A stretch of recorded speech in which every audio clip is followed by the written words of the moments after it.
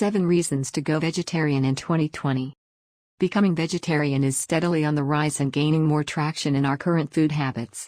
If you want to join the hype and get into a new way of eating, let's take a look at some reasons why you might want to become a vegetarian in 2020. No animals have to die. I mean, that's always a good thing, right? It tastes good. While vegetarian food was pretty disgusting 10 or so years ago, the offer has expanded massively and most vegetarian alternatives are actually quite delicious. Not saying they'll taste like meat, but it's not like they really have to, right? It's healthy.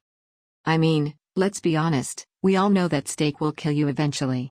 Not saying it's not delicious, but it's delicious death on a plate. With fries and sauce. And some lettuce. You don't miss too much.